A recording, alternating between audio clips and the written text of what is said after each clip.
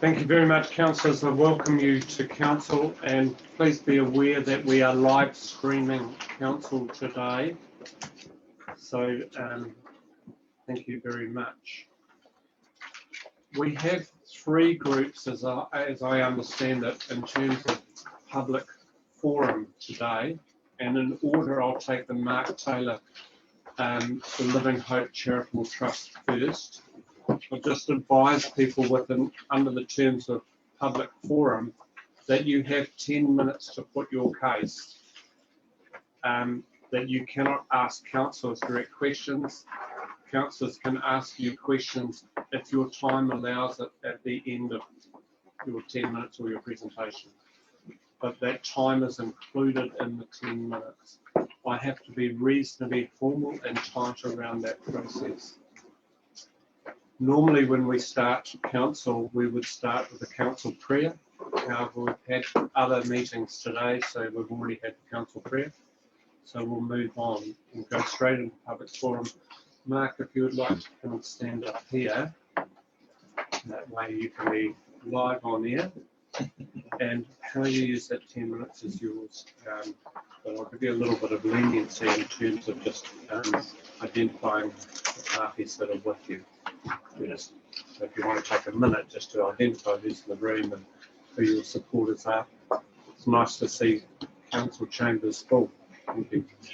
Thank you, Mayor Watson, and thank you, councillors, for listening.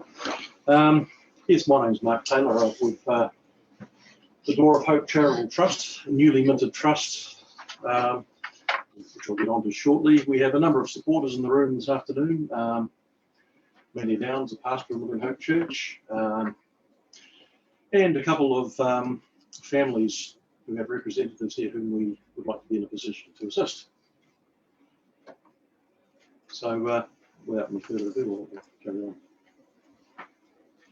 Okay. Living Hope, Door of Hope Charitable Trust was incorporated this year, and it was started by 5 Living Hope Martin Church members who looked at the housing situation in Martin and districts, and there are a lot of people who do not have houses. There are 2 families here, one with 8 children, one with 6, who do not live in a house. And I know of at least 2 other families who are either homeless or will be homeless shortly. Minimum number of children, 5. We're a trust established to house qualifying families and to assist them to achieve future financial security through education and experience. Next slide, please. Okay, our goal here today is to establish emergency or social housing in accordance with our mission statement. Okay, we have some broad steps to achieve this. Stage 1, obtain a suitable house and site. We've done that. We have a house, we have a site. Stage 2, which is where we're at currently, relocation, and that will include consent, services, connections, etc. And we estimate, broadly speaking, that it will cost around $70,000 to get that house on site. And finally, stage 3, refit. That includes wiring, plumbing, insulation, heat, etc., etc. All the things needed to get a house up to habitable spec. Next. Okay, we're up to stage 2, like I said, and this is where we need council help, I feel. I understand that for new properties in Martin, there is a $5,000 rates discount available. Now, once this house is on site and up and running, it will be its own separate rateable entity. So I would like to hope that it would be classified as a new property. And so I would ask that you consider that $5,000 rates discount. Secondly, we've had a quote, the best quote we've had for siting the house is $58,000 plus GST. And we need a quarter of that down, which is roughly $17,000. We'll have to get a deposit paid to the company in 30 days' time so that we can have the house moved in February. Ideally, it would be good to have the house moved in summer when the ground is dry, because the place is coming from a rural location and there will be some paddock space that will need to have the trucks on it. So really want to get involved now. So February is ideal. And finally, free advice from council staff regarding compliance and other related issues. That's what we're after. Now, I've put up the our best quote up there, just to show you that we do have it, and it's all there, and that we need to pull it down. It should be in your briefs there. And yes, so that's short, sharp, and simple. So that's us. So Mark, Thank you. are You you, take 2 slides, please. are you happy to take questions? Yes. If you could just go back to the 2 slides to what we're after. Yes, thank you. Does anybody have any questions? So a question from me first, the 58,000 that you're asking for assistance, is that on top of, or is that included in the $70,000? Included. And presumably, have you got a feeling in mind as to whether you want the council to meet that in total cost, or whether you're asking for us support towards? Well, if the council feels it could fund it in total, that would be wonderful. However, in fairness, I don't expect that, but some assistance, reasonable assistance toward that end would be great. Like I said, we have a $70,000 deposit to pay in a month if we want a timely removal of this house and put back on. So, yeah, anything the council would like to put forward to this would be gratefully received. Bearing in mind that this is for our local population to be housed. Martin is growing, and we just don't have the houses. First question, Councillor Jane Dunn, Councillor Wilson, I have. Councillor Dunn. Thank you for coming in today. The property or the house that you're planning on moving on to section, is that to house just one family, or would there be a big enough to work a few families within there? Well, it's quite a large, well, it's a rough measurement, it's 15 by 13 metres, square metres. So it's 4 bedroom, we could probably squeeze another 1 or 2 in there, but it is a single house, it's not 2 dwellings. Thank you. Councillor Wilson. Yeah, thank you. Hi, Mark. Just a quick question with regards to your table document here and the map that's on the back. The area marked in red, which is the area of the Living Hope Church, Right. is that one breakable section, or is that 3 titles on it? Do you know what the status Off of the top of my head, I think it's 3 titles, is it correct? 3 titles? 3 titles. Okay, thank you. Further questions, Councillor? Councillor Ash. Thanks for joining us today, Mark. The first question is the property that you're developing at the moment, is that designed to be a rental? I noticed you say it's emergency, so is that a sort of turnaround emergency housing, or is there an option for a rent to buy or something similar? And what's your end goal? Is this the first house of many houses that you're looking at doing, or what's that picture look like? Okay. The broad picture is this is the first house of many. I think we need more than one house. Our initial thoughts were that those who find themselves in this position, perhaps they've had a house sold from under them, or they don't quite have what it takes to get into their own home. And we were wanting to provide some discipline and education behind that while they were in our property to enable them to give them the experience of managing themselves with discipline so they can actually have their own place. However, that and the trust was formed to that, with that end. However, in Martin, I think the problem's a little more urgent than that. I know, like most of the people I know of, they have jobs, they're working people, and they just can't find houses. So they know all this stuff. They just need somewhere to live. So subsequent housing will probably be more geared to that, although with the other as well. Does that answer your question? Councillor Gordon. Well, Mark, is the first house you're planning to move, is that going on to the vacant part of your church section? Yes, there's a grass section there. Councillor Belsham. Thanks, Mark, for your presentation. Have you made any other applications to any other charities or to help fund this project? They're in progress. Some are about to be submitted. We've had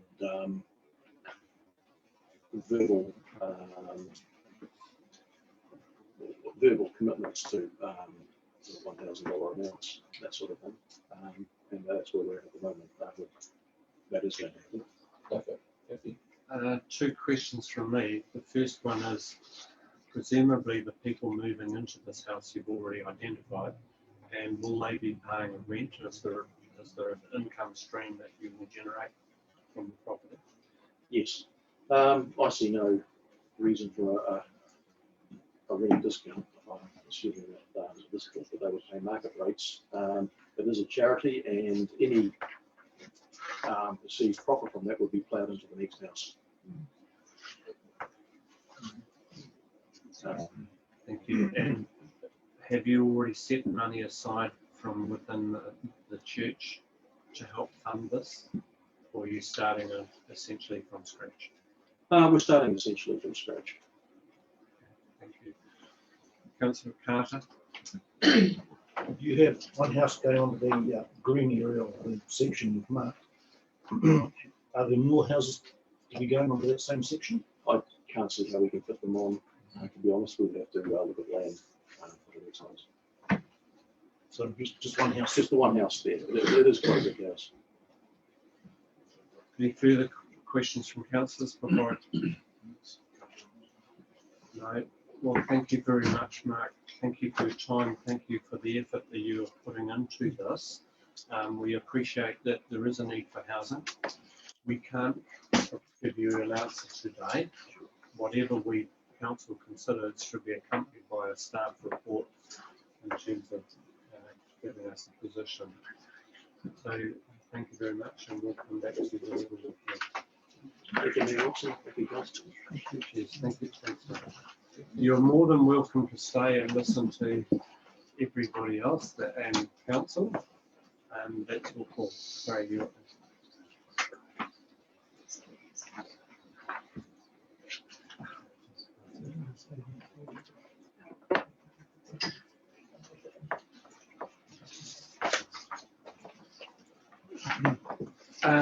Second speaker I'll take is Hemi Blake. And Hemi, if you'd like to come forward to this end, and obviously you're speaking on the NTP ministry. Obviously, it's reasonably obvious. Hemi, exactly the same rules apply to you. You know, as a group, you have 10 minutes, and if you have other speakers, it should be part of that 10-minute process. Yeah. And if you want to introduce, just point out who is in the room supporting you. I'll take that separate from 10 minutes. Thomas, thank you. Thank you, everybody. Yeah, I'm Hemi Blake from the NTP ministry. Basically, we're about educating farmers around methamphetamine and drug use, alcohol, everything, in schools and in the community. With my team, I've got Rochelle and everyone else probably that's in here as well. We'll be supporting the scope of what should be behind pushing hard about meth in our community itself. Yeah, as I said, we're going to keep it real short, but I just got a question for our council. I've got to check my book. Technically speaking, you Yeah. can't ask questions of councillors, but if you I make just a gotta- statement, just they the- may refer to Yeah, it. statement.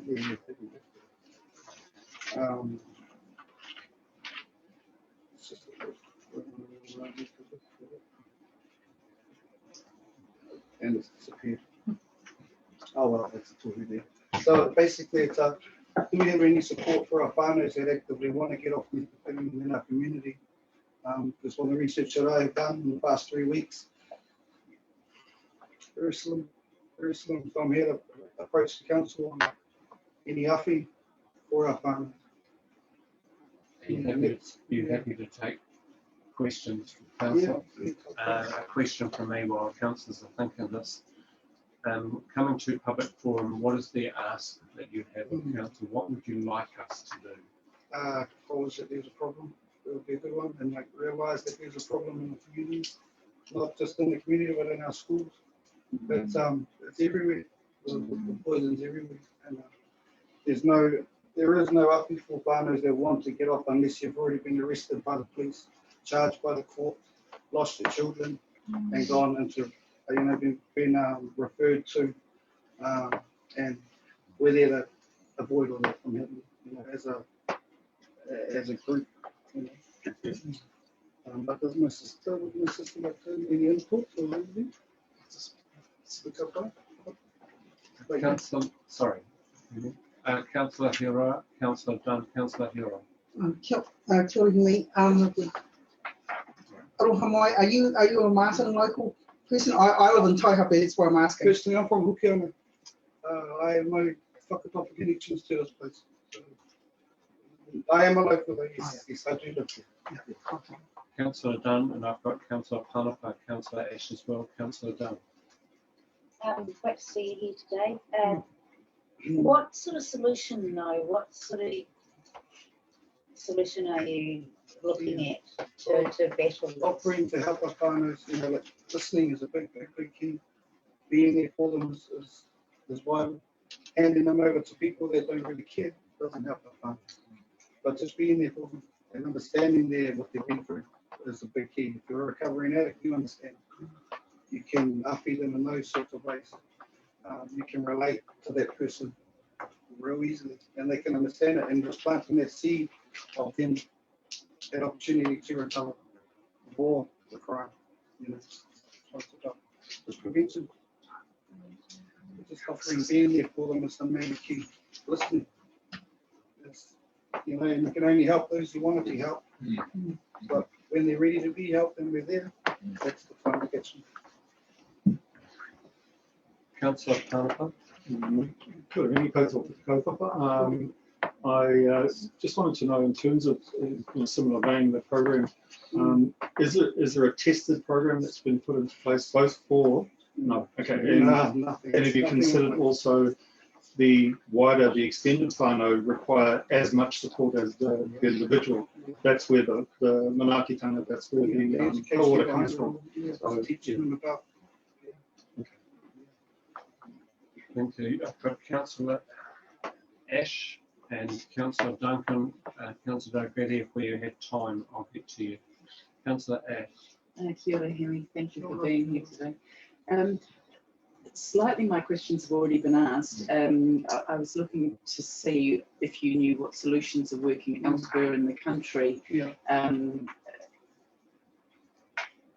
when you're talking about AFI for the families, what's that look like, and what are you currently delivering here on the ground in Martin? Yeah. So many questions here. Yeah, I'd like to catch up with you afterwards as well. Because I'm milk cows on the weekend.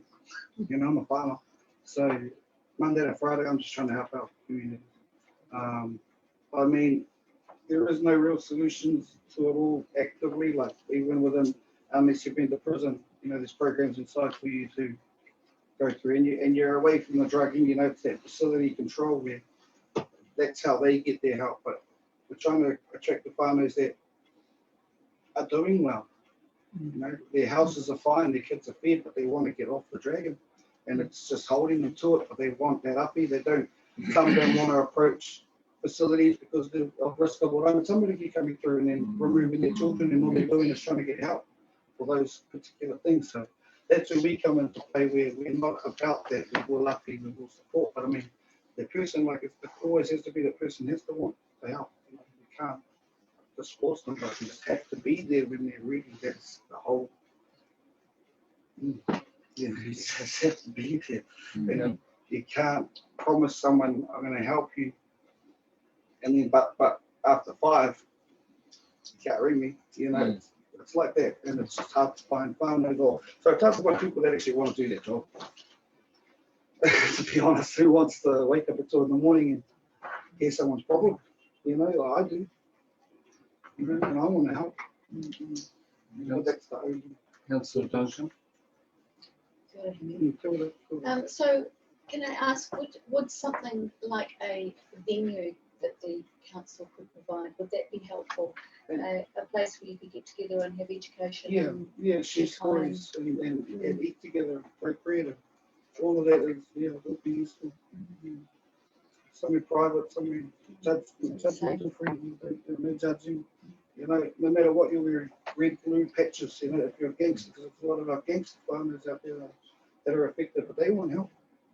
But a lot of farmers are too scared to approach them, you know. I'm not scared to tell these members that I got you. Maybe we come from different paths in our history. I still got you. Doesn't matter. And they see that now. They see that. You know, an area would be good. Councillor Dalgley. Thank you very much for coming in and really acknowledge what you're doing in the community. I got a numbers person. Yeah. How can you give me a sense of, do you know the numbers? And yeah. The last official numbers that were released from the government was 2016. So about the meth problem in New Zealand. So I can't even get one for here because there's none. Vinny Hehe is, well, I haven't checked my email, but I was supposed to get some numbers from him just about the problem here in Martin. But even he said it's, I can't give you numbers, but he's worried, you know, and it's our constant. But yeah, sorry, I can't. Henry, I'll ask the tough question if you like. Are you prepared to work alongside or with the police and then Yeah, absolutely. I've been in correspondence with Vinny for 3 days over the past couple of weeks. Yeah, absolutely.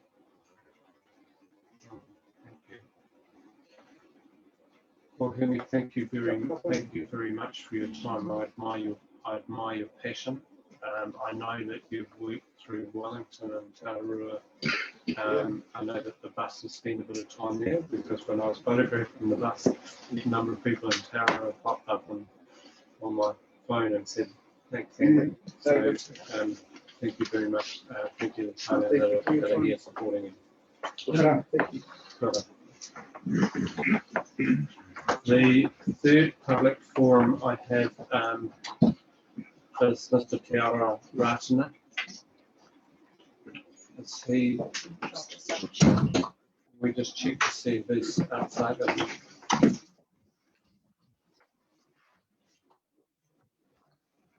Is there anybody here that it's associated with him as part of the Te Reo Maori Challenge?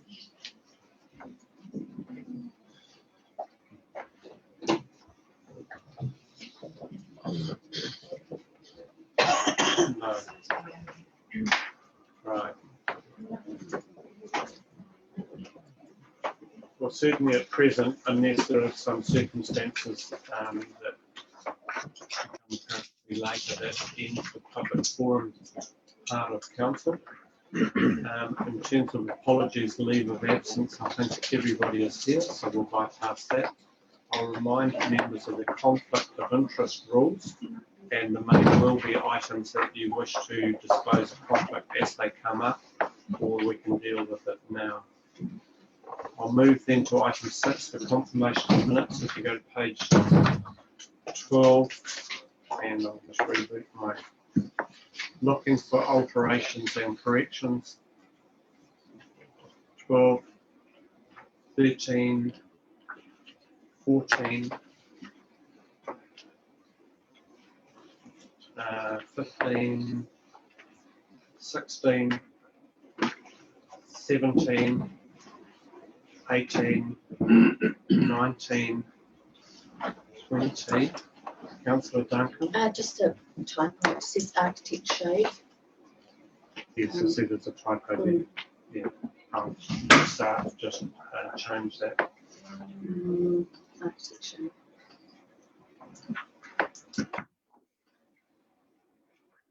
21, 22, 23, Oh, sorry, 22. 22. Second bullet point is incomplete. The report be provided to council at the August meeting on the progress. Is it? COVID-19 incident management team has been read. Is that supposed? I don't understand. Item 19. The need for a correction there. Item 19. Have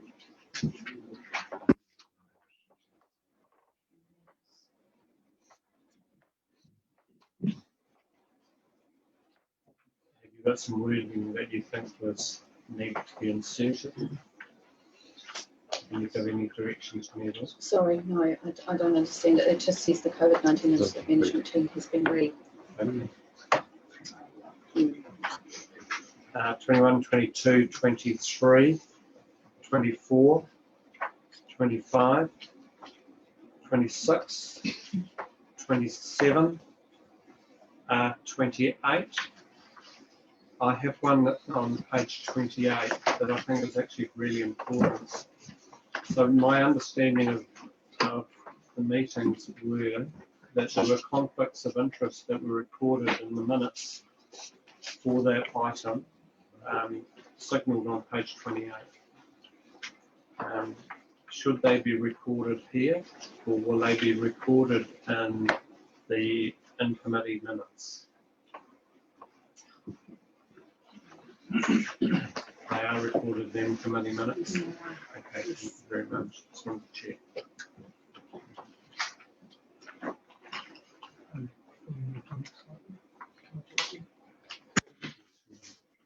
So on item 5, yes, the item 5 confirmation. Would you like to Thank you. I'll come back to that. Would somebody like to move that the notes then as subject to typo and minor alterations? Thank you, Councillor Wilson. Seconded. Thank you, Councillor Carter. Those in favour? Those against? Carried. In terms of the confirmation of the order of business, I have one late item that I know of, and that's around a request from Fiona Gordon from Horizons NM Domestic Violence shielded site portal on our website from New Zealand Women's Refuge would be one. Thank you. And I have the proposed removal of building line restrictions and bilingual signage at the Bulls Community Centre. Are there any further items they have to be listed? They would, we can accept them as table documents at that time. Thank you very much. Moving to item 7, the Mayor's report attachment 2, pages 30 through to 35, I think it is. I'm certainly not going to read it all, but I will make a couple of additions to it verbally. First of all, yesterday we had a visit from Mayor's Task Force for Jobs, Noah, and Jamie from MSC, Max Baxter, Chair of Mayor's Task Force for Jobs. There, they were doing a road trip around the country, and this relates to the 4 councils that got money from government to look at, and we put in place the Mahi Tahi program. So it was great to see that. And the other night there was a meeting of the River Accords in Mangaweka. And my guess is there would have been about 50 odd farmers turn up. I applaud what they're doing. I acknowledge Councillor Fidel Getty and Angus Gordon were there. Also past councillors Ruth Rainey, and you may not realise that past councillor Cliff Heath was there, which was great. He's a past deputy mayor of this council. Rumour had it that they had a reasonably good evening speaker. So our chief executive Peter spoke, which went down really, really well. So good evening, and they are doing incredible work in terms of the River Accord. I did attend the unveiling of a plaque, re the 125th naming of Taihape. Councillor, you're waiting for me to say that, yeah, I will. So there was one very slight hitch with it. They had got the G and the Q mixed up, and we unveiled the flag. And I think that's actually great, because it'll serve as a marker in time. Really well. So, Councillor Duncan, thank you very much for your role within that committee and the effort that you and others have gone to. And likewise, thank you. And just in terms of my engagements, I didn't attend the Fire Brigade Honours Night because I'm not allowed to. In fact, they're not allowed to have anybody that is civilian in their bases during any form of COVID process, which is fair and reasonable. But I'll take any questions around my report, so long as they're not too searching. We'll try and answer them. Councillor Dalgety. Just interested regarding your visit to the Rangitikei homelessness group. Are you able to enlighten me on how big a problem this is in Rangitikei? Yeah, so you've had a presentation today from the Living Hope Church. They were one of the groups that I've engaged with. And there's been a homeless group, and I might ask Nadia to speak to this in a minute. Just giving a second's warning. Is it a significant problem? Yes, it is. So we have a limited number of people sleeping rough, but we have a very significant number of people in doubled up homes, and literally where you can have 15 or 16 people in literally a 2-bedroom house. So people are sleeping in corridors, etc. It is significant. Yes, we have got housing coming on stream, but it is not affordable housing. And it is an issue that we're going to deal with. But can I give you some speaking rights for a second? Thank you, Mr. Mayor. So maybe a month and a half ago, I pulled together a group of agencies and interested parties in the lower part of the district. Primarily at the time, it was to have a discussion around some of our rough sleepers. What became very apparent and quickly was that it's a much larger problem than that, and it's probably more the unseen homelessness or the spectrum of homelessness that's a bigger issue. So what that encompasses: couch surfers, people sleeping in garages, cars, overcrowded. Some of these people might not consider themselves homeless because they're within a home and perhaps within a larger family group. But what it really underlines is the housing crisis. So it's something that we're exploring further, and I appreciate from our workshop conversations, I know it's top of mind. So just to largen that out a little bit, if you'd like, the number of groups that were in the room here included Pacifica, included MSD, all sorts of different agencies. So we will be able to go down the path, I think, of seeking government assistance in some shape or form.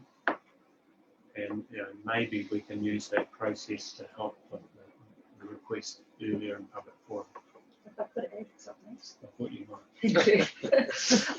Part of that group that has first got together, there's a few more that we need to fold into it. And as Mayor Andy has pointed out, it does include a lot of ministries, the WDHB, local churches, things like that.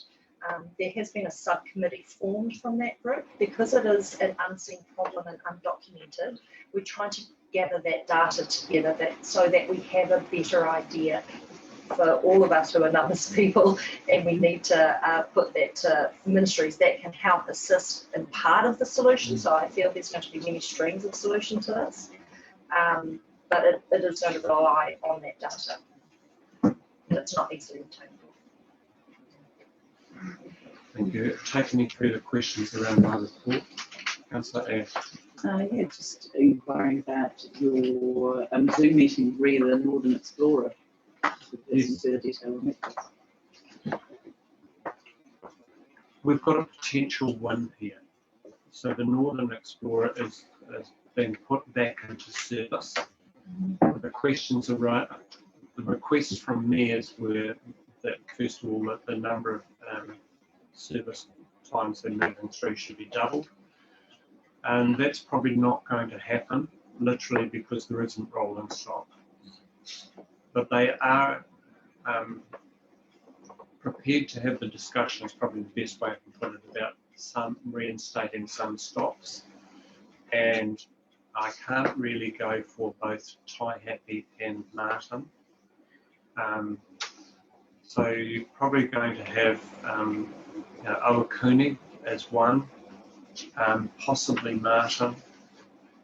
There's a few others, and I understand the arguments around Taihape and the shopping being literally 100 metres down the road. I have put that to them, but I didn't seem to get a lot of reaction out of that. It's a case of very small steps, and they're dependent really on what government does and good government if that can happen.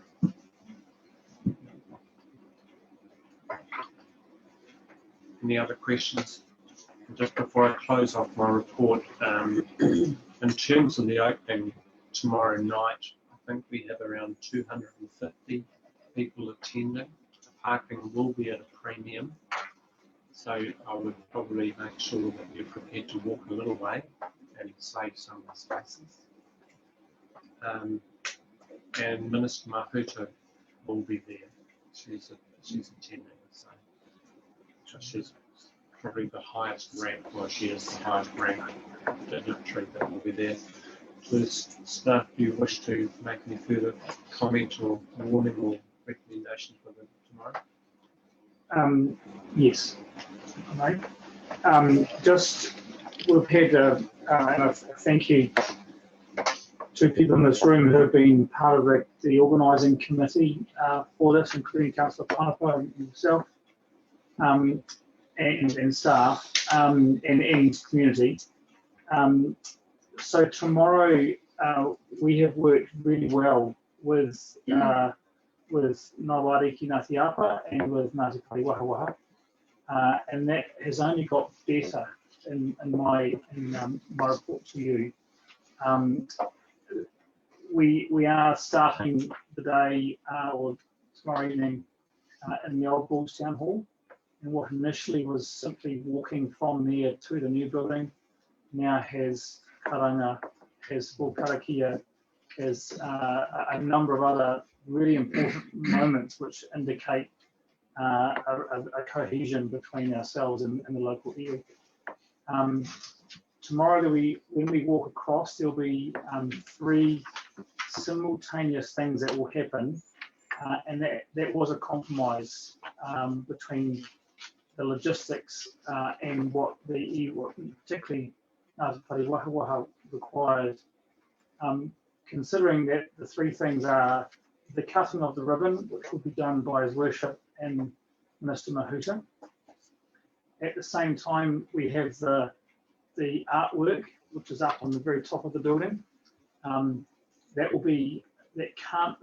We'd like for it to be unveiled, but it's logistically not possible to do that. So it will be open to the public once it's installed, which is tomorrow. Simultaneously, the lights will be turned on behind it. And then there is the building name, which of course is not open yet until until it's, I can't think of the word, that media will tomorrow, effectively unveil it. Yeah, thank you. And so that sign will be covered over and no light on. And at the same time, all 3 things will happen. Ribbon cut, light turned on for the artwork, building sign cover removed and light turned on all at the same time. And then, now what you'll find is we actually have 2 programs tomorrow. The first one is simply an order of events. And the second one actually has the building name on it and the artwork. And it's particular that we are not using the name of the building until the moment.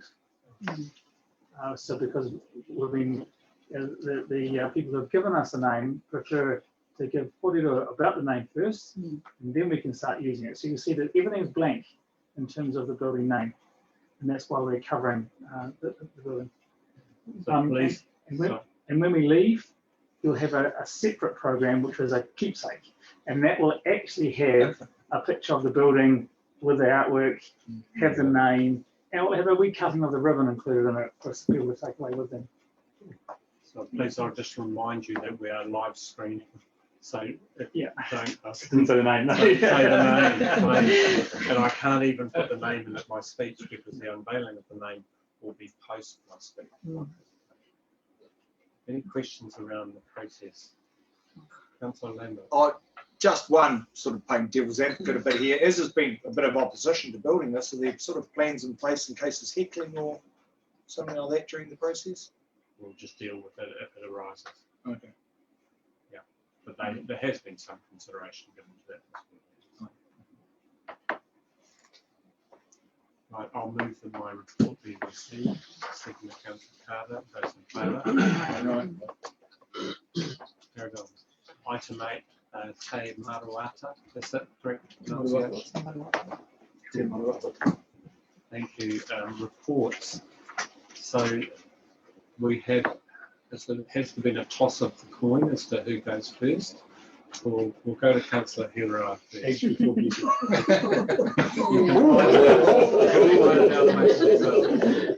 talking about the t-shirt. Councillor. Kia ora everybody, and so thank you. Unless anybody's got any questions, because I'm sure you've all read my report. And I just want to actually apologise for not having it done at a much earlier time. But probably at the end of it, if there was a couple of things to come out of the experience of going through, one was one of the biggest things for me was meeting with Andrew Judd. And his story, which was actually quite a sad story, but actually quite an empowering story as well, from his experiences.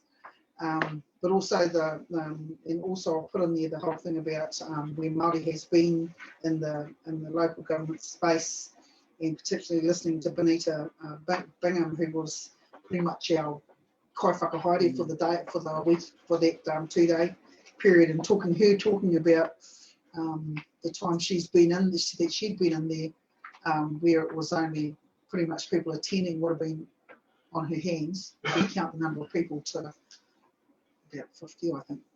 I think that was there. But I'm just thanking the council for having the opportunity to go. Thank you. Councillor Panaha.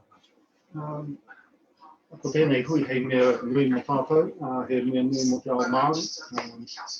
This hui was, I think, an important eye-opener for us as new councillors, to see the calibre of Māori who have been elected into these positions across the country. And the refreshing thing for me was to be in a room or in an environment where there were younger Māori speaking conversationally in the room. This is not something I've seen for a long time, so it was quite wonderful to see that. But also the degree of understanding of the system, and how to resolve or to at least address the disparities between the Māori world and the Pākehā world, or the government systems that we've got, and some very, very insightful conversation or consultation was held during the course of the hui. So it was wonderful to be there, and I thank the council for allowing us to be there, and the Pān also for almost being our kaiaki, our support on that journey as well was wonderful. Quick questions, Councillor Ash. Yeah, thanks for that. Enjoyed reading the reports, guys. I guess just a couple of questions. Is there anything that either of you... You might just have to speak up, Councillor Ash, because they might be struggling to hear you on the screen. Okay. So, is there anything that either of you think that we could be doing now or in the near future that can support this vision? What is the vision longer term for this council? Is there anything that we're doing well yet? Or sorry, big question. Well, I think that asking what we can do at the moment, I mean, we've taken the first step forward into it.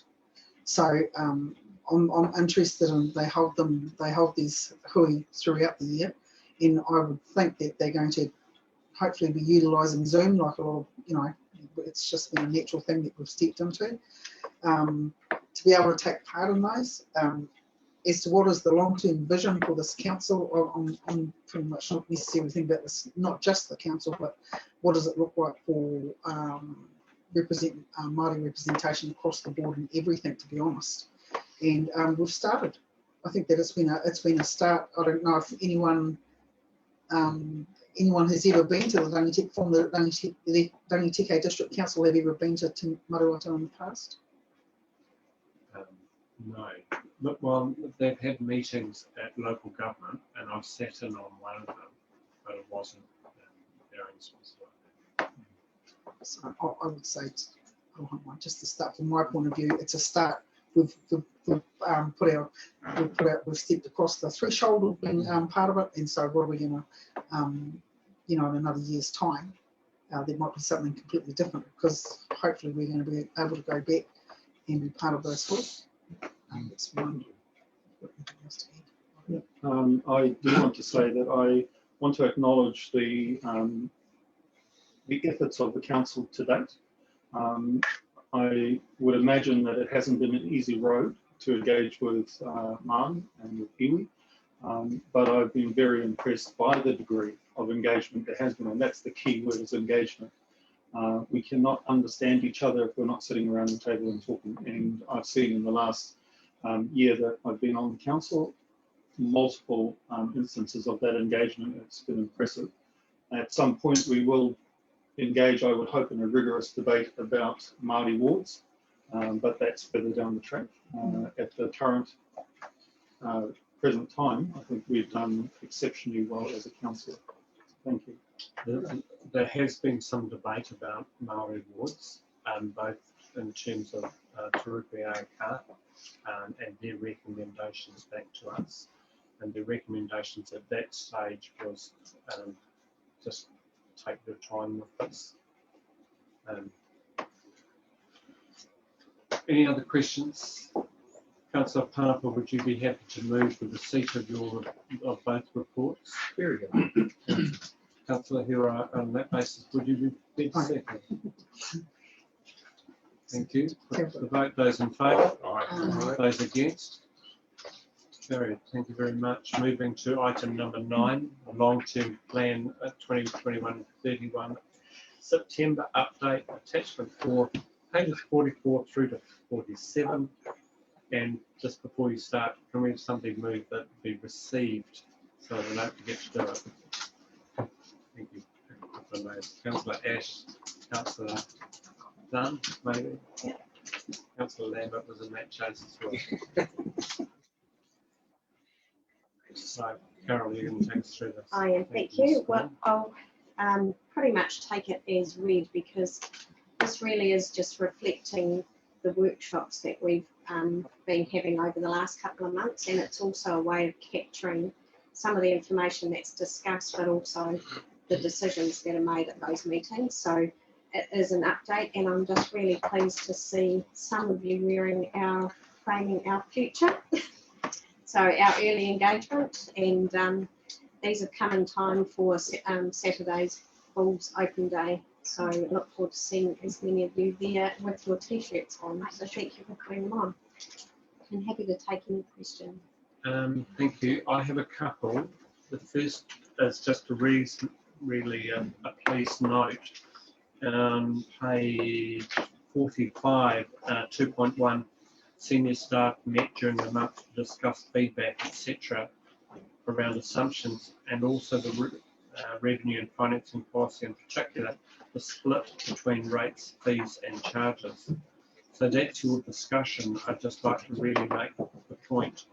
That is, the end point will be a governance decision around a range of spread within this.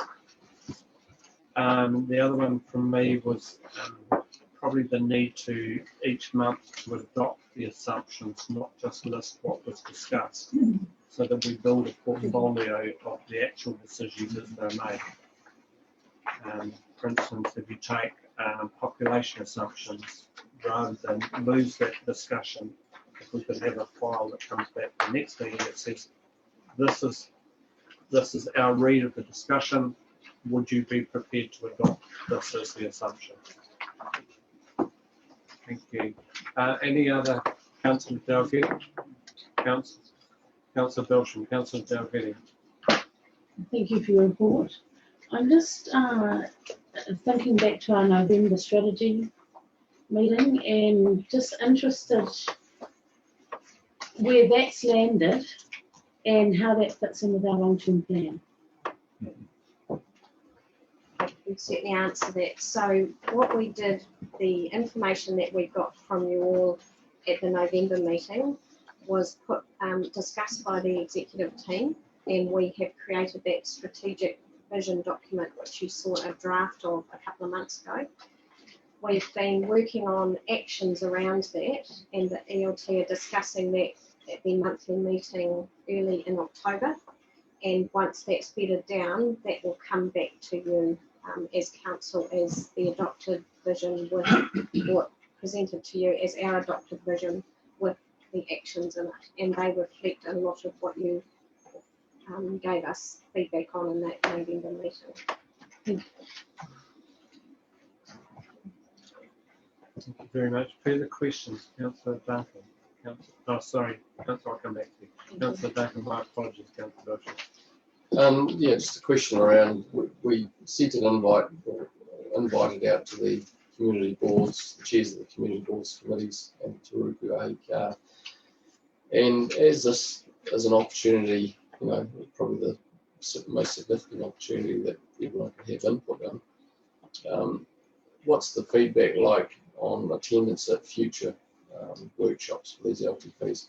If we had signalled from those chairs their willingness to attend? The majority of them said they couldn't make the last one, but will try and make the next one. So we'll continue to send them invites to that, as well as let them know what is on the agenda for that day. Right, yeah. I think signalling the importance of it, yes, for them to have that opportunity to take part in those discussions is huge. Thank you. Councillor Duncan? Just from a purely selfish perspective, I gave 4 ideas at the last workshop. Is there still an opportunity to give other ideas as we go forward, or no? The opportunity exists over probably till January, February, to be honest. And is there, sorry, can I ask, would that be sent straight to Mrs. Gordon, or would that be? No. No. My advice to you is that there needs to be a workshop process where you discuss it with your peers. So the long-term plan process will not be about one particular councillor's view. If anybody wants to challenge that process, I'm happy to listen to the challenge, but I think that you need to work collaboratively. A further to that is there will be future workshop opportunities, is what we're saying. Councillor Dalgety? Just further to the comments from the Deputy Mayor around our community committees, the feedback from Hunterville was just concerned around the timing when people were working. That was their reason for unattendance. Yeah. Just bear in mind that each one of these community committees and community boards will have some processes around engagement with the long-term plan, and probably far more than one occasion. So there'll be a very formal process around the consultation document. A lot of these groups, in fact, we will meet, obviously, places like the Shemosol, etc., etc. So the whole idea is the frame-up process is that we'll be up the community trying to listen and engage with them.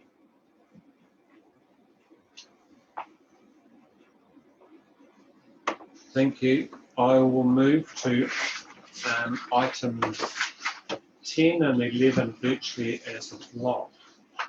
And perhaps I'd welcome Mr. Johan Cullis to the table and officers to take us through 10 first and then 11, or however you want to do it. They both seem linked together. Thank you, Your Worship. I can only speak to 10. Okay, thank you. So I ask that the report be taken as read, and I'm happy to answer any questions should members have questions. Take questions. Did you want to highlight why we've done this report? What's the purpose of it? It's a statutory requirement every year. Yep. Yeah. I have raised an issue earlier in the day in terms of finance around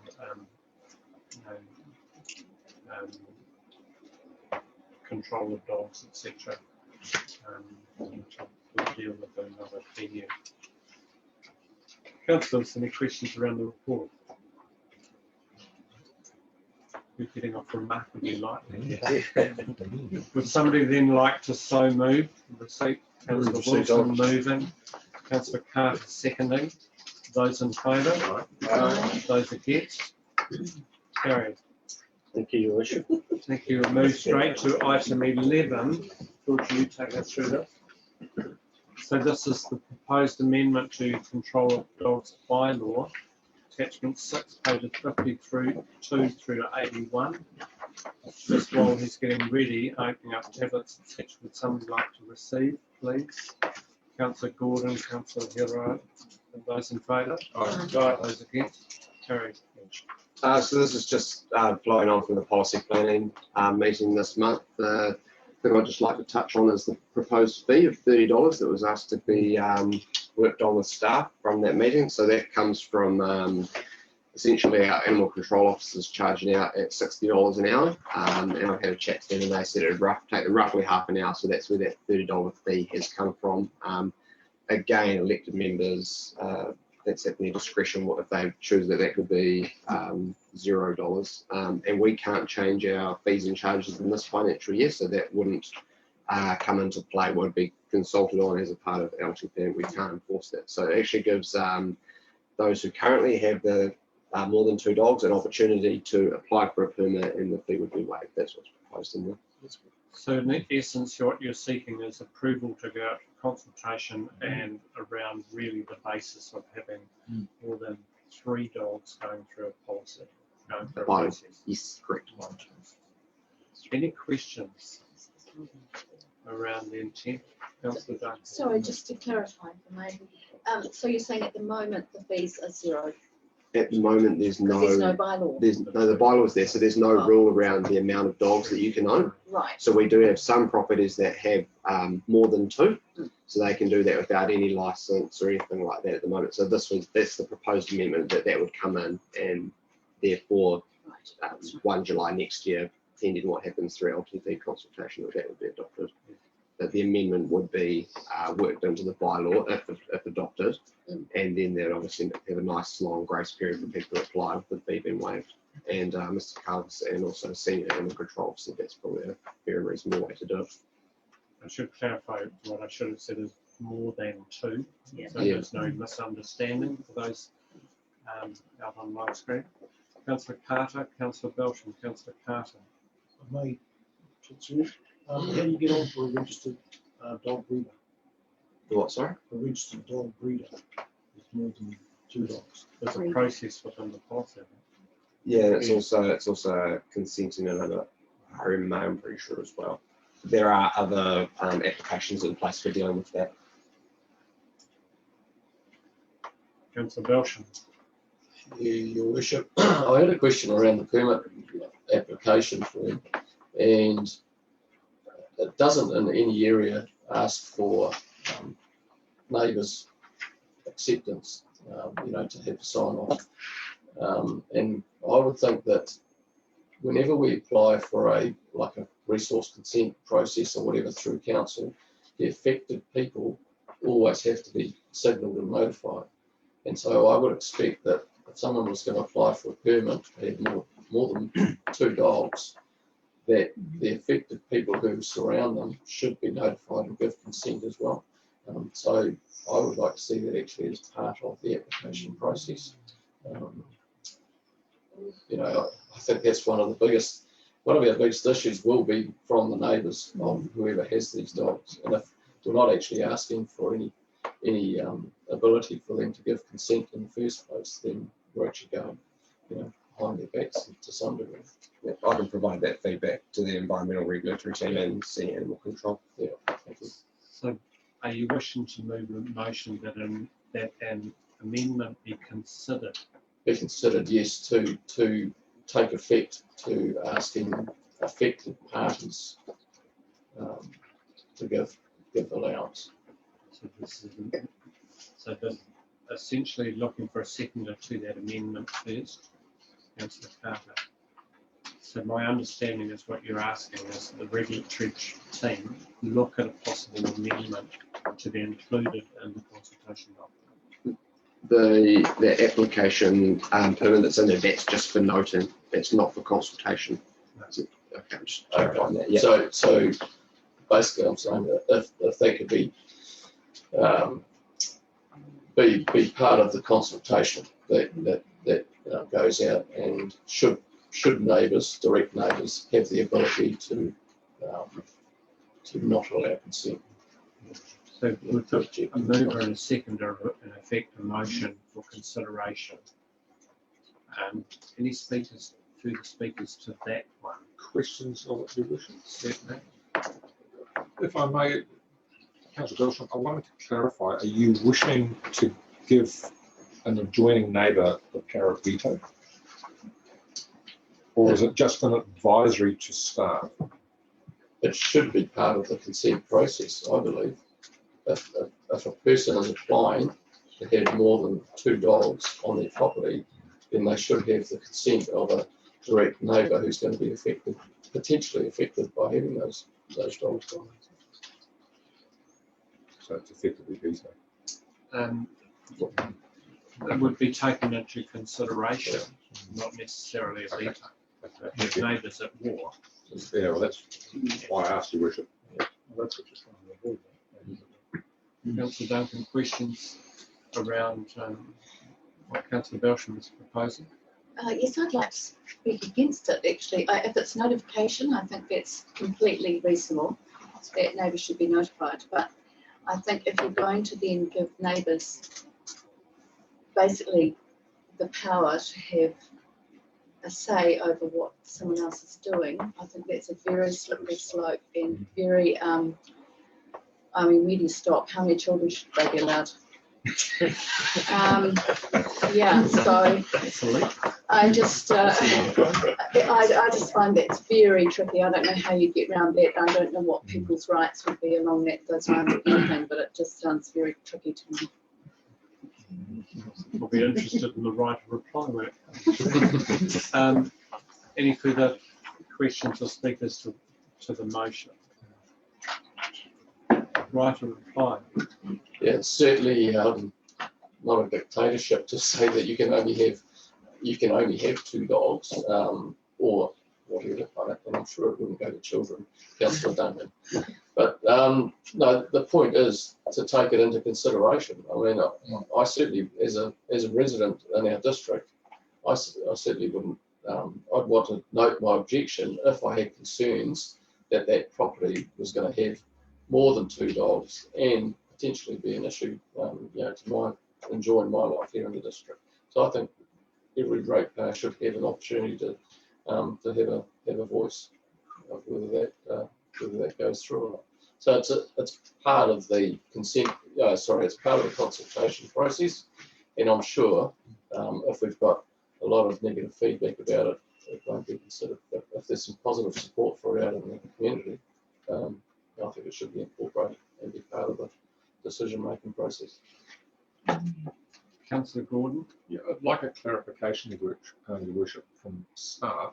Currently, do the dog enforcement team or the red team consult with neighbours over some dog registration issues or policies? So from my understanding is that when this animal control team go out to do the inspections, they essentially make sure that the property is fit for purpose, and that would take into consideration then the neighbours as well. So is that property, can it house those dogs?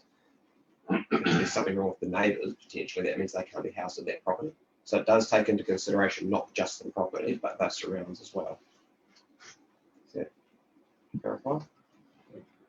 There's no explicit visit to a neighbour to inquire. No. Right, that was my, thank you. Any further speakers? I'll speak. I think. Sorry, point of order, I thought I had my right of reply.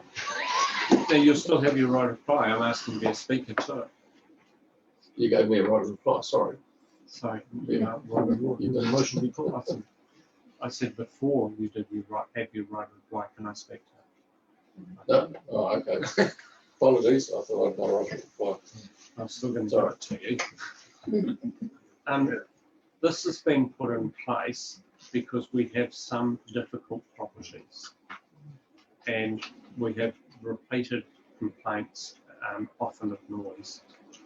So when there is a noise complaint, they will usually be going to visit that property because of complaints. So they'll be aware of neighbours. Right of the phone. Sorry, I thought I had it. So, okay, if I could speak again. Yeah, specifically, it's under consultation process. There's still an opportunity to discuss this, so it's going to come back in front of us again. I apologise. I should apology from the chair. Sorry, I didn't hear that, Ed. I'm sure everyone heard it on the speaker as well. I apologise for my inadequacy at chairmanship. Apology accepted. Your worship. Right, sorry. Put it to the vote. Those in favour? Aye. Aye. Those against? No. Carried. Thank you. Now.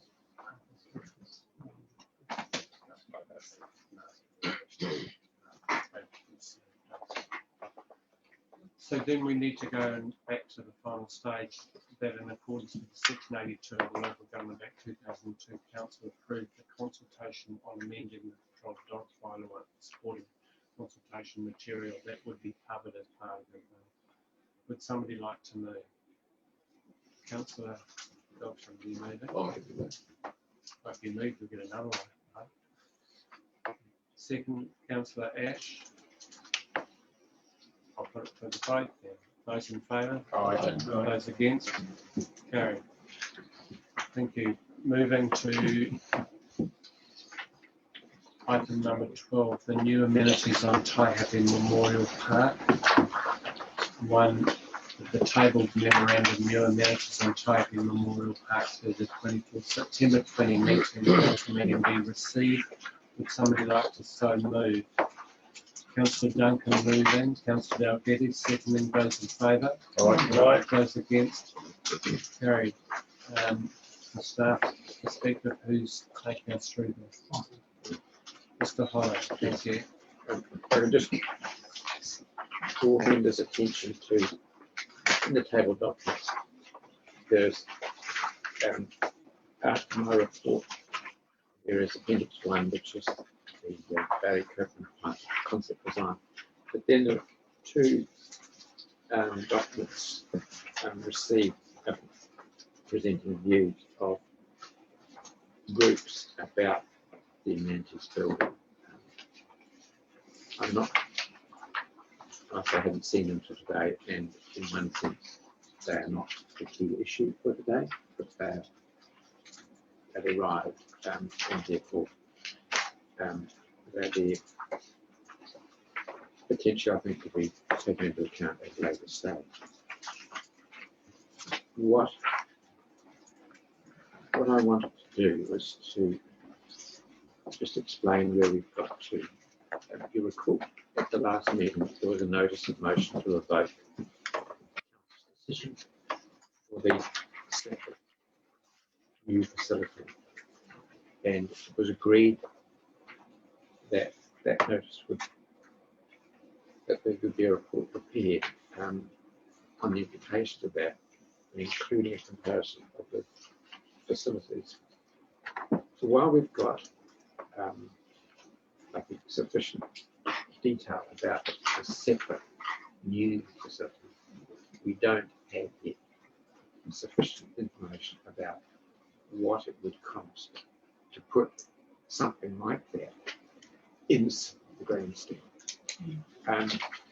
We went back to Colsbeck in Wainui because they'd done the original high-level estimate on the grandstand.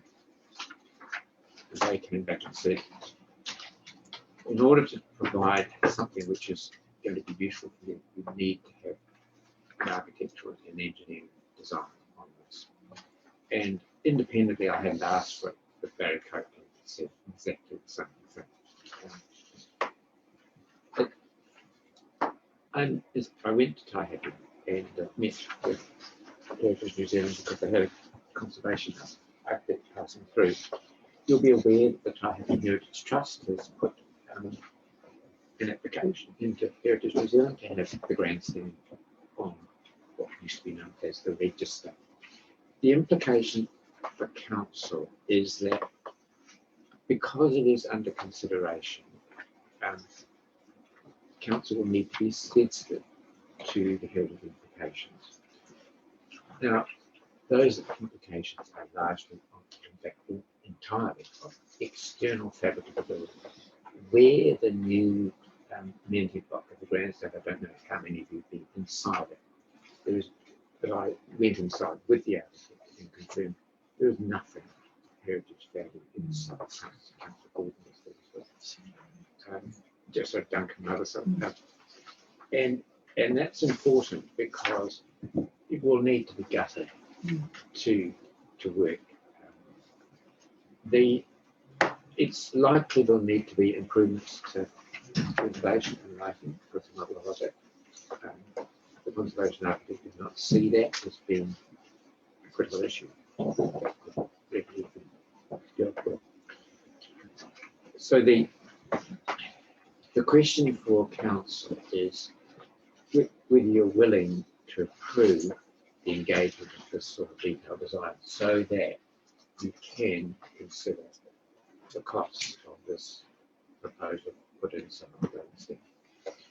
Obviously, if that work was to be done, it will need to be associated with the seismic strengthening of the building, because under the building code, the degree of alteration is such that the whole thing needs to be dealt with. The cost may well be that it's something which needs to be dealt with as part of the long-term plan. There's a budget provision for this $2 million in the 2021 annual plan. That's certainly sufficient to deal with the standard in the building. It may not be sufficient to deal with the totality of the building, but that's a question for you. But because there's some urgency and profile around this, and it's evident by the fact that these 2 letters have been received, it was important to get your clear approval to do that more detailed work. And we'll be aiming to get that back at the October. Thank you, Mr. Hodder. Just in case people online are struggling to hear and understand, perhaps I can, or would you like to?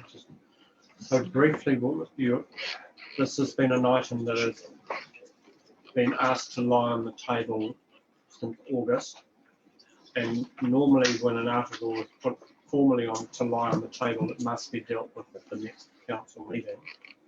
I'm quite prepared to waive that, and procedurally I would accept that it be lie on the table further until such reports are available. So what Mr. Hodder is suggesting, although we've got one indication of price, there are a whole lot of other considerations that should be taken into account to make the best decision that we possibly can. Does everybody understand the principle of what is being said? Take questions around the report. Councillor Wilson. Yep, understand the report that's been given from Michael Hodder, and having been involved with this for a number of years, fully understand. But you must be able to give us some indication of what the cost is going to be to take us to that next level of costs. You must be able to have some indication of what it's going to cost to have something drawn up that they can formulate a cost with. There's always a cost. So what does that cost? No, just to get to the stage to present the costings, because if I hear what you said, the grandstand, you've got to get somebody in there to gut it and come up with a design and a structural engineering, but to get that report to come back to us with a cost is a cost. Yes, and that's. And how much is that? Estimated $20,000.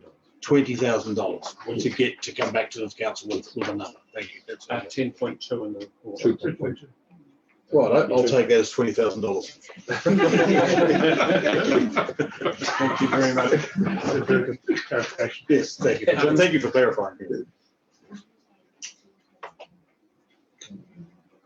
Speakers 2. Would somebody like to move something that we have something to speak to? Councillor Dale, you moving? Or Yes, I can move. Basically, I'd be moving 4.2.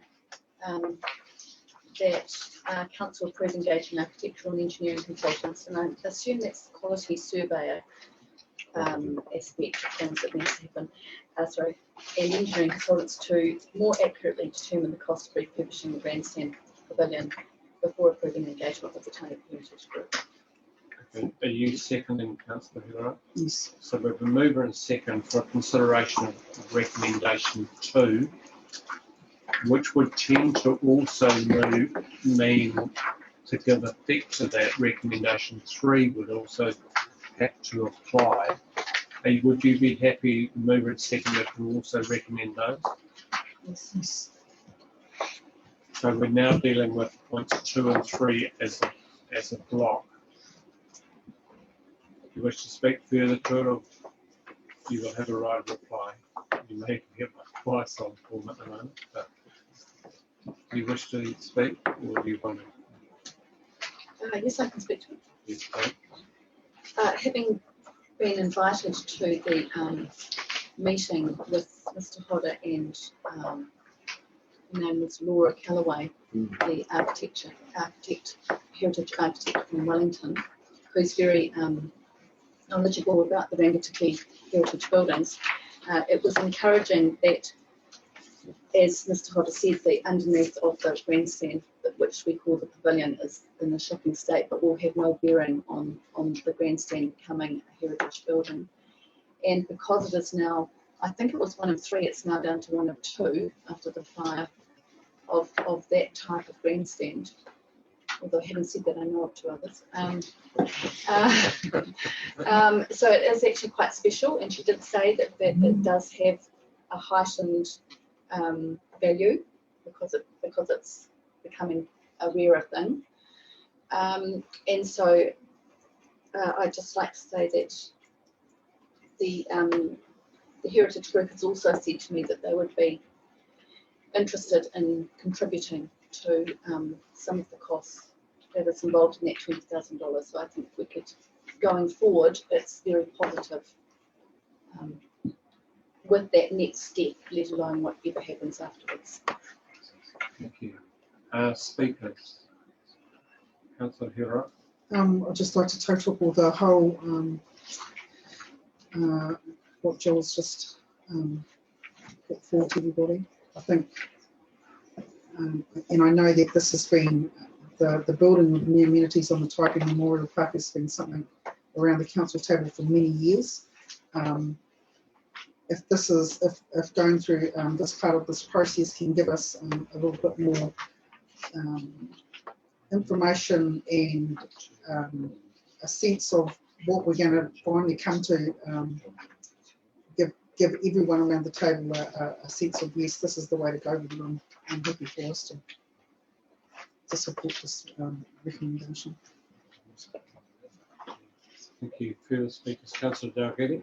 I'd just like to support the motion in view of the general public's petition that we have received and the number of people interested in this space. Thank you. Councillor Gordon. Yeah, I've got a clarification from staff, please.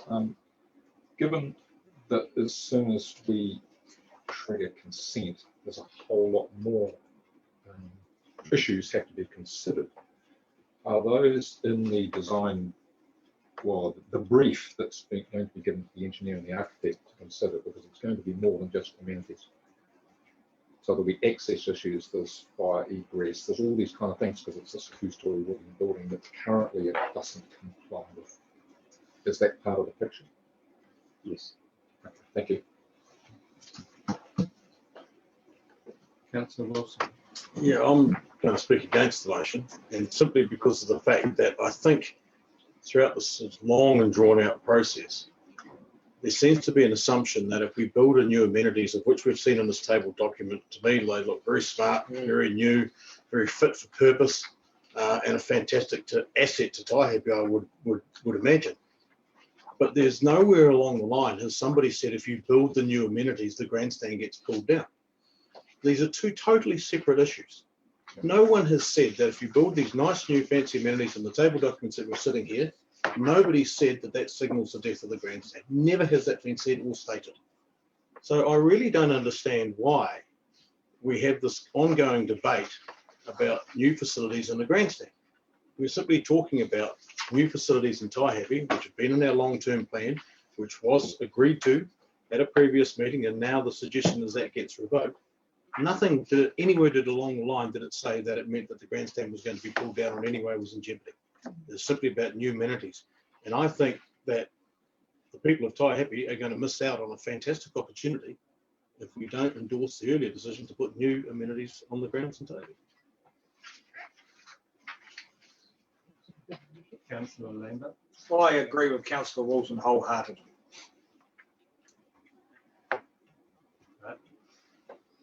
I will waive the 3 speakers for and 3 against with the permission of council. I will let those that haven't spoken speak. Councillor Belsham. Thank you, Worship. Yeah, I have real concerns about this dragging out further and further.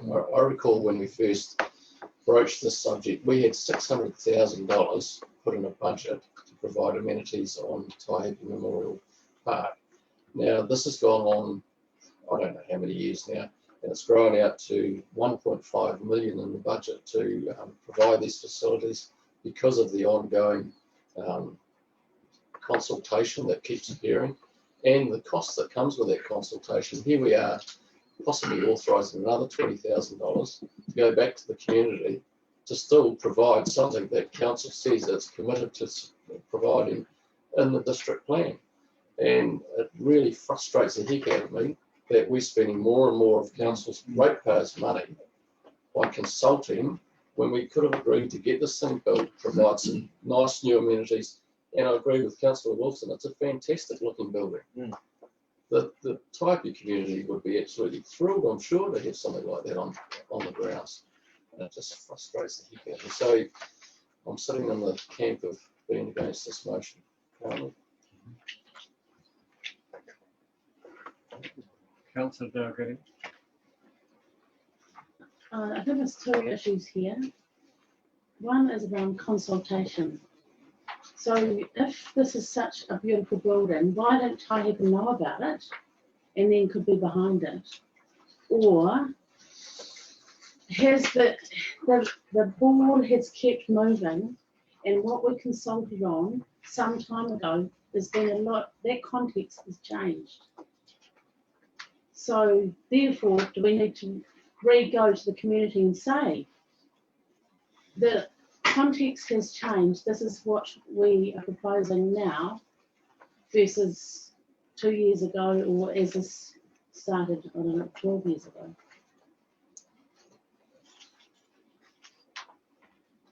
In terms of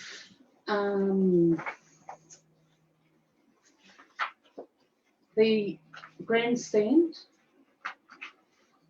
the issue I see there is that people believe, or there's been an assumption made that around, well, over $2 million is going to be required to upgrade that grandstand. People are worried about the amount of money that's therefore going to be needed to be spent in Taihape. So if we say 1.2 or maybe 2 million on this building, we're not going to have another 2 million to spend on the grandstand. That, as I see it, is the issue. And we haven't even had a helicopter view of what's going to happen around the main street of Taihape in the town hall and the millions that might be required there. Because we haven't, it's been sporadic, let's try and fix this and get something done, get something ticked off for the people of Taihape, in my view. Councillor, you're up. Oh, thank you for allowing me to have another. I actually want to total for what Dave, Councillor Wilton has said. And I believe that I wouldn't be doing my job as a Northern Ward councillor and not actually taking into consideration the 648 people that have actually signed that petition. So I don't think I would be doing my job correctly by not standing behind it. From my own point of view, I always thought that there was an opportunity to do both, quite frankly. But you actually brought up, Councillor Wilson brought up a really good point, because it hasn't necessarily, as much as it mightn't have come around this table about it was either one or the other, I've certainly heard it, that it was, I've certainly had it in my ears about it's going to, if Taihape does this, there's going to be no money to do that. So it mightn't have come around the table directly as a kaupapa, but it's something that I have heard. But how as a councillor that's been put up, and theoretically a number of those people that signed that, people that had voted the 3 Northern Wards into a place, we wouldn't be doing our jobs if we didn't advocate on their behalf, in my opinion. Whether or not it happens or it doesn't happen, this is a process. And that's all it is. We can put our I can put my thoughts forward around it. If it happens, it happens, and if it doesn't, and it gets too notable, that's fine. I don't have got no issue with it, to be honest, because we're just going through the process. And again, I want to say for those councillors, Councillor Gordon, Councillor Rainey when she was on board, and those people that spent years around the table trying to get this off the ground, it will be totally frustrating for them specifically, but also for the rest of you that were on board at that time. I believe that we're just doing what our community and that area are asking us to do. And we're still acknowledging that, of course, there's also the letters that have come in that are opposing and want to go back to the original one. So. Councillor Gordon and myself, and any other speakers? Councillor Dunn. I'm sorry. Councillor Gordon, Councillor Dunn, myself. I have a question, another clarification, Your Worship. And it goes back to my question before around the sort of numerical analysis we're going to do. My assumption was that the analysis would have an option of doing seismic strengthening and little else, to make it fit for the purpose that it has currently, which is a viewing platform. And then added on to that is the analysis for, okay, so let's put all the extra bells and whistles underneath so that we can have a direct comparison between doing both, building new and keeping old in some, spruced up, slightly strengthened and renovated form, or sticking everything under the one roof. Is my assumption correct? Michael, do you know the answer to that? I'm not certain, and I may just, because if there was nothing being done on the ground floor, that something like it would need to be done because we're part of the strength. I think more or less what you're looking for will be the result. You see how much it costs to put the new facility in on the ground floor, and the sales that part. That would be quite, they're two separate things, really. It's just that what I don't know, because I'm not an engineer, is whether the work that's been done in terms of the the refurbishment of the ground floor in itself contributes to the strengthening of the building, and therefore there could be some overlap. I'm just not certain if that comes. But fundamentally, I think the answer is yes. I think the answer is more or less yes, your worship. Councillor Dunn and myself.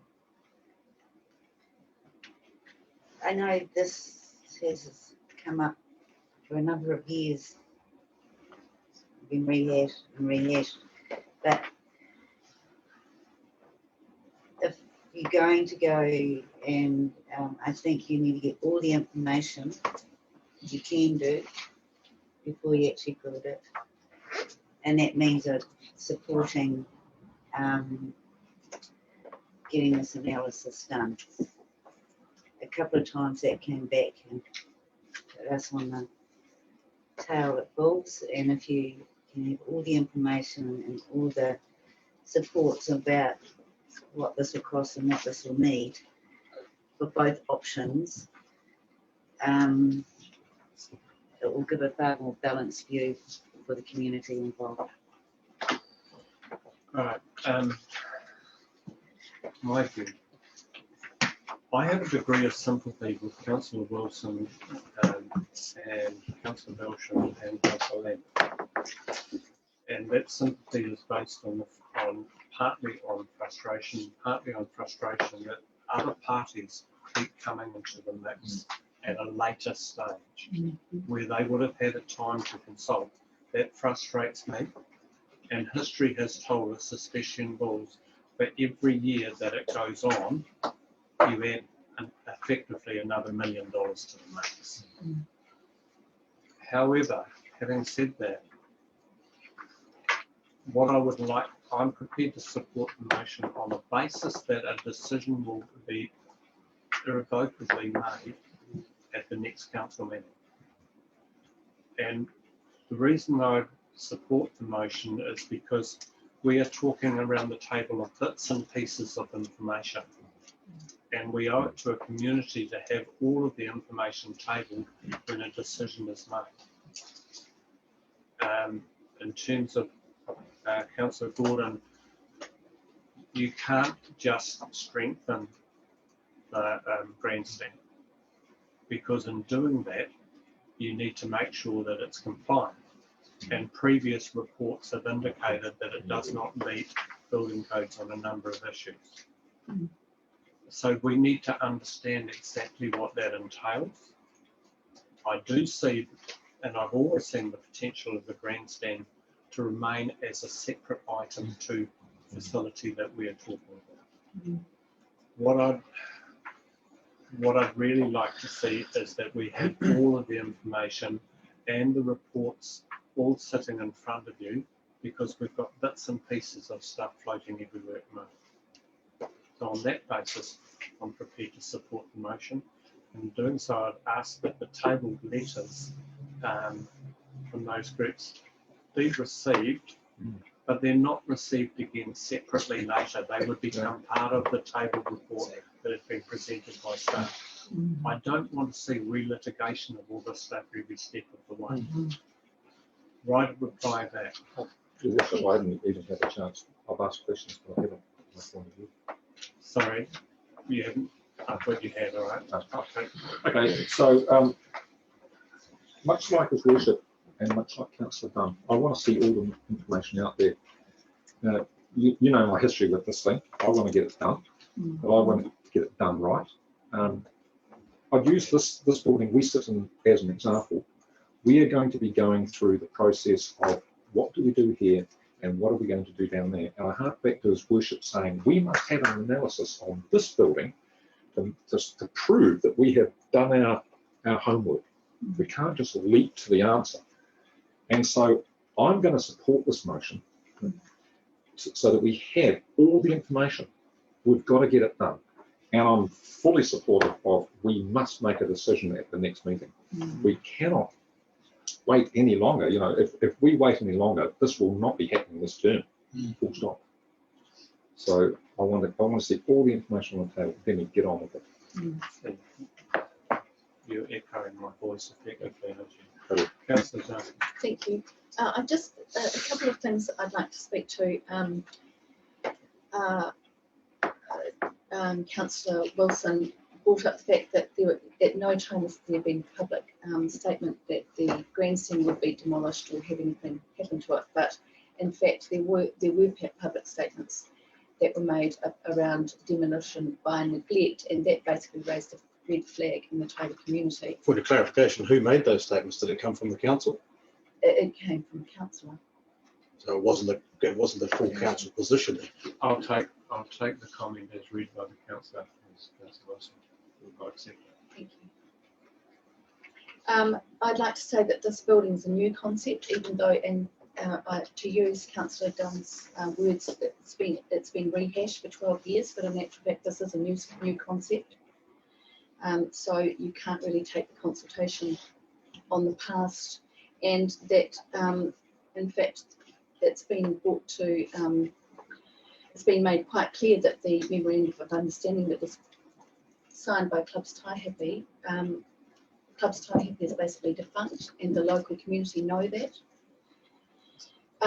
Also, I'd like to also say that when His Worship mentions other parties and more new parties coming on board, the other parties, as it turns out, happen to be the community of Taihape and not just the specific parties who were consulted with previously. So I think other parties in this case that have now been clarified with the petition are worth noting as being worthy of notice. And I echo Councillor Gordon, thank you. I totally agree. Let's just get the information together and go forward with due process and be able to make a really good decision. Thank you. Thank you. I now put it to the vote. Certainly. Yeah. No, because it could affect the vote, you must ask it now. Considering Councillor Gordon's position and some of the other conversation around this, to be clear, there is the option of a new building and making safe or preserving to some description the existing grandstand. And you could call that a standalone option A. And option B is where we move the amenity building into the grandstand and make it safe, etc.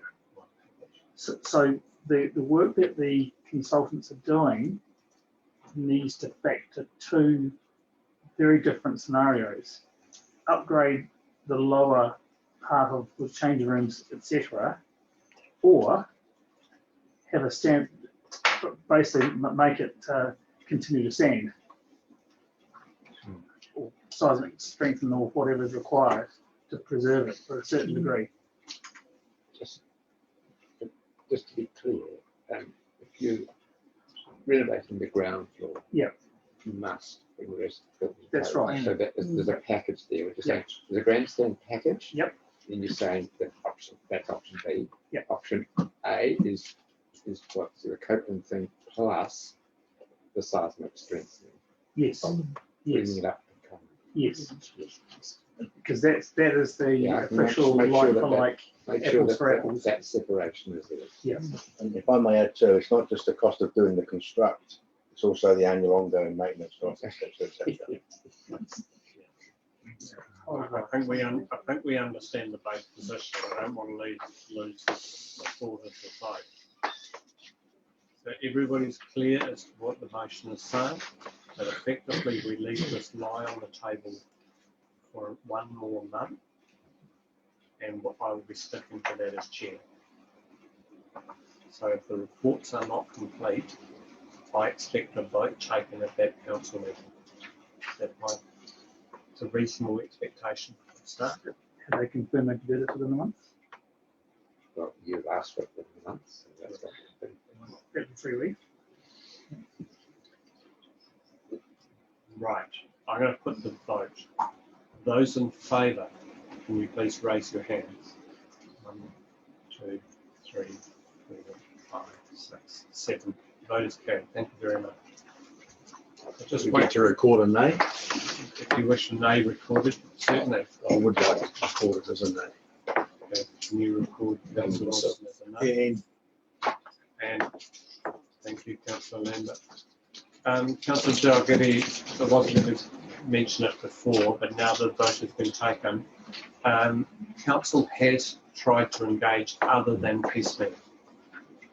So it's important as councillors, when you enter this debate, that you actually go and look at past history. So there was an option put to the community that the new town hall and sports facilities and possibly grandstand be done as one total package on Memorial Park. And that was engaged with, and the community said no. They said there are separate issues here, and that the one clear resolution we got from the community was there has to be something on the current town hall site. Correct, Mr. Holt? The town hall site. Yeah, current administration site. That was the clear direction that council was given. I think my point is around Kaihepe are concerned as a small population, how much can they afford on the total project in terms of new amenities. Yeah. The point I'm making is we're trying to do that once of one total amenity. But I think we will move on. Can I clarify one thing, Your Worship? That is free. Yep. Councillor Duncan brought up the comment of demolition by neglect. That was my comment at a candidates meeting over a year ago. And it was me saying to the community, if you want stuff, you've got to put your hands up. Don't just expect us to not do it. That's where it came from. Thank you. I'm going to change the order paper slightly because I'd like to move to the roading strategy. It's a very technical report. I'm hoping that it's not going to take too long, but we've got Mr. John Jones here. So John, do you mind if we jump ahead just a bit? If you'd like to join us on the table.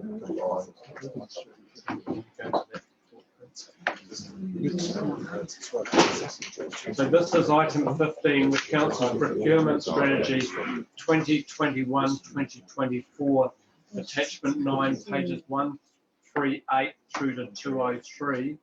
Would somebody like to move that the report be received? Councillor Wilson as chair of ASEC. Absolutely. Seconded by Councillor Carter. Those in favour? Aye. Those against? Carried. It has been received. Mr. Jones, welcome. Good afternoon, Your Worship, councillors. So there's a lot of words here, so I will cut to the chase. Every 3 years, we have to write a procurement strategy. It's a NZTA requirement. If we don't do it, then we have the option of not providing the subsidy. So it's an administrative exercise that we have to go through. The previous 2 procurement strategies I wrote and presented them to council.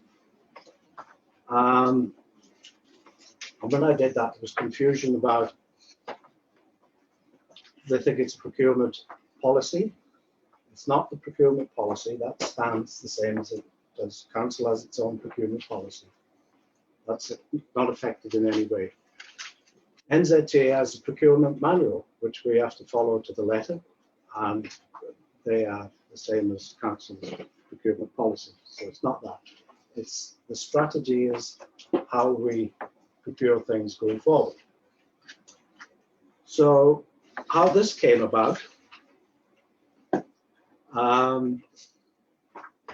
Palmerston North City Council thought it would be a good idea that we all got together and combined, well, Palmerston, Manawatu District Council and Horowhenua combined to form a big contract and then get rid of all our existing contracts and go out to tender. So I explained to them that Manawatu District Council has a shared service agreement with Rangitikei, so you should invite Rangitikei to the table.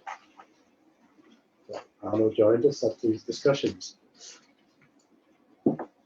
Then I went on to explain that you can't just do stuff. You have to have a business case. So we have to do some market research, which was done. And then you have to look at all the different contracts and when they come into alignment, and then see if there's value in doing this.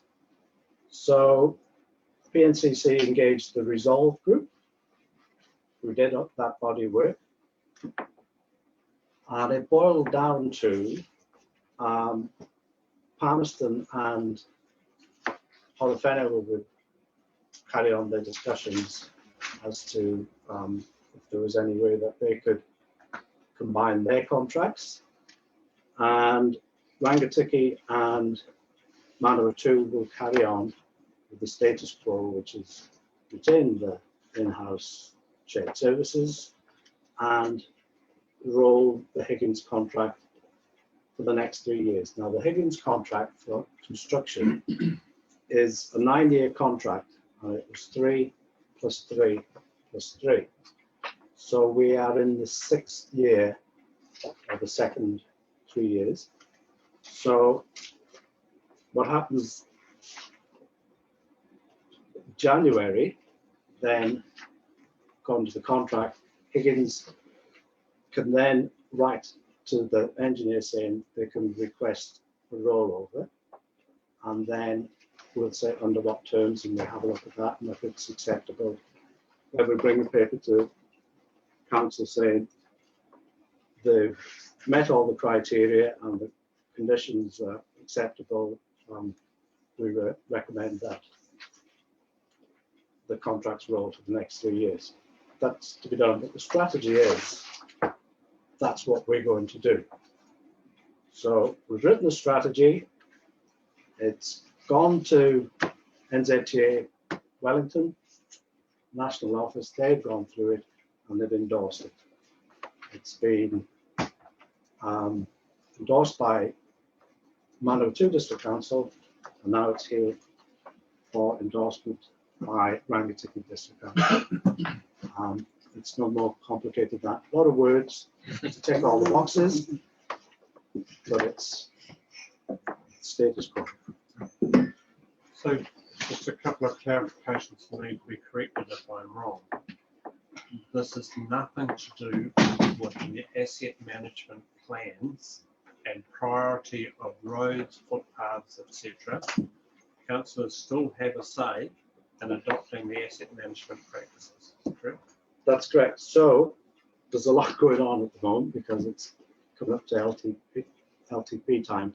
So this is, as I said, this is a administrative hurdle that NZTA put at the same time as everything else is going on. So that's that.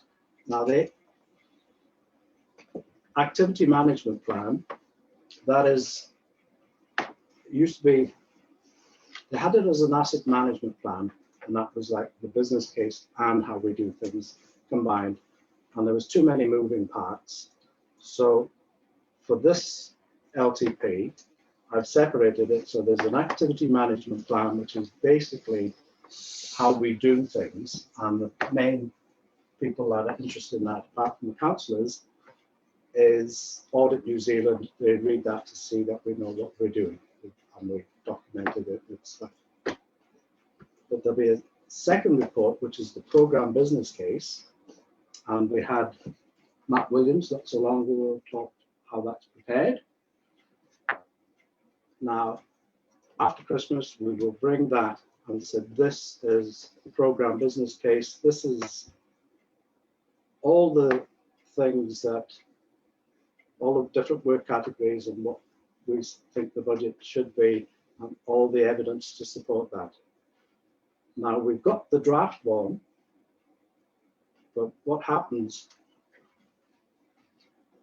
from now through to Christmas, we have to go back into with NZTA they look at the program that we've put forward and the cost of it, and they collect all the programs and costs from all the councils, and they add them all up, and then they go to Treasury and they say, nationally it's going to be this. And then Treasury will go, can you knock it down a bit?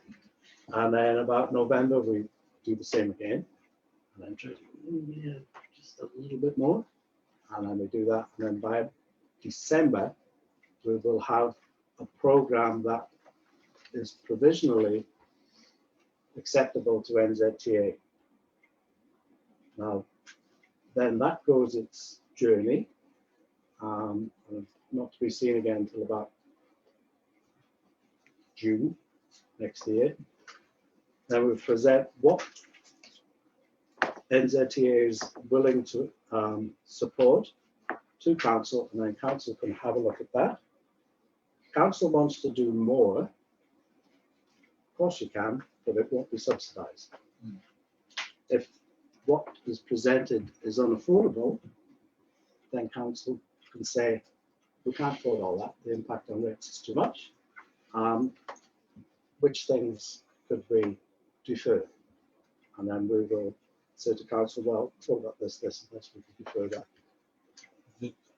Mr. Jones, going back to the procurement strategy, one option that we have used in the past, there's the option about going out for a combined model with a number of other councils.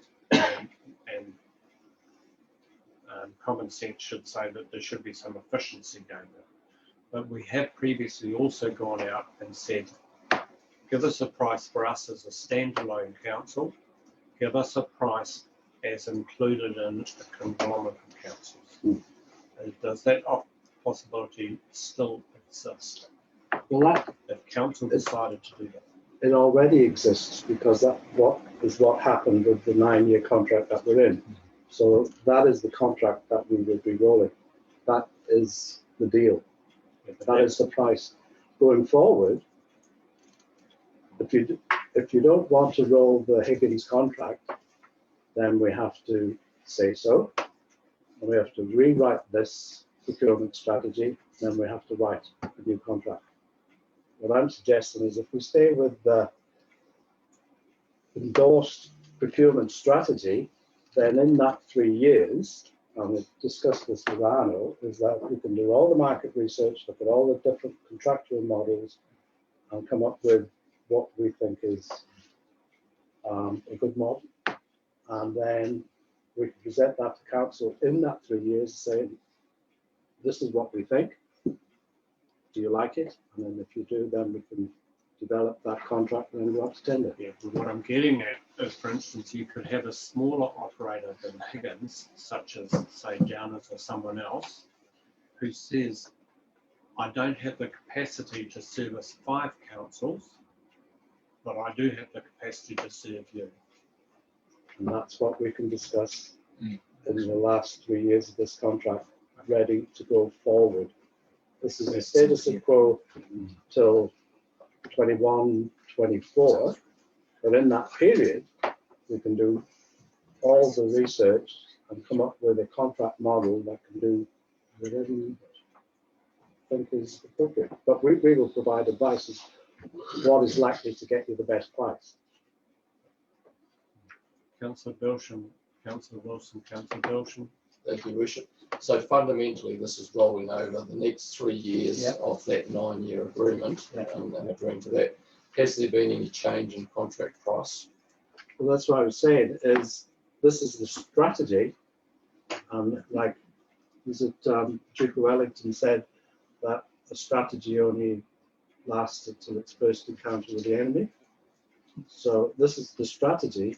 Come January, then we start the discussions with Higgins about, do they want the rollover, and are they going to maintain good terms? So this is our direction. And if that's unpalatable, then you would extend the contract for, say, 6 months while you've got your ducks in a row and retender. Councillor Wilson. You partially answered your worship. One quick question though, as part of that, and fully understand this document. So with the rollover through to Higgins, which effectively would take effect if we accept this as it is, for another 3 years. Has there been KPI checking points of that on the way through? Has that happened now, or? I haven't been clear. What I'm saying is this is the strategy. This is what we're proposing to do. Yes. We have yet to do it. Yeah. Okay. So when we start the negotiation dance with Higgins, Which is in January, did you we'll say? start in January, because the contractual term is we start those discussions 6 months before the end of that 3-year block. Okay, but further to that though, given the fact that we've had other meetings today where we've discussed some of the difficulty for finding providers to do the work the council requires, at what stage would council need to be thinking if, how long would it take us to look at an alternative? What I'm saying is, if you fast track it, it would take a good 6 months. 6 months. But let's assume that everything's fine, because they've got NBCs and RDCs and they don't want to bite the hand that feeds, then it should be all right, but we don't know. Higgins is now Fletcher's. So just making sure that we're prepared. Yeah, for we are all prepared. potential. Yes, we have thought this eventualities, through. yeah. So if the terms that they're going to offer are unpalatable, then we still need to maintain the road. So then we'll work out how long it's going to take us to go back out to tender. And we would have to inform NZTA that there's been a slight change in plans and let them know, and then we would re-tender. But if it's all good, we've got the luxury of time to do a proper job, proper analysis, go around other councils, look at all the data, because there's various types of contracts. There's Alliance and there's the NZTA's Network Outcomes contract. There's New Plymouth has got a new engineering contract, different style, and there's a number.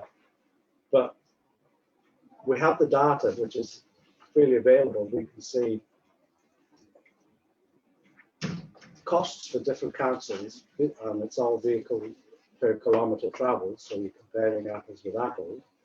So you can see who is the cheapest, but then you have to look at what condition you get, because you could have cheap. I understand that, John. I'm just making sure that we've potentially got a plan B floating around somewhere. We've got plans A to Z. I think, councillors, I think we're starting to get bogged down into the dance rather than the strategy, because that's the second part of it. If you wish. I just remind you to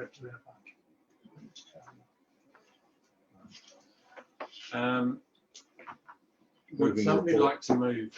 Moving. What? The report. To, we've adopted, The 4.2. 4.2? Yeah. And 4.3? Yeah. Right. Have we got a second for that? Councillor James, seconded. Wish to speak to us? No. I'll speak to it. This is a highly technical piece of understanding, and I spent some hours on it last night. There are some bits and pieces of questions that I have, but some of those questions will be resolved in the next subsequent stages to this. And remember, the people who've done this report are specialists in this area, and it goes in front of the NZTA as partner to this, so I'll support it on that basis. Any other speakers? Right and reply. No, put those in favour. Right, those against. Carried. We've now been going for 2 hours and we need to stop.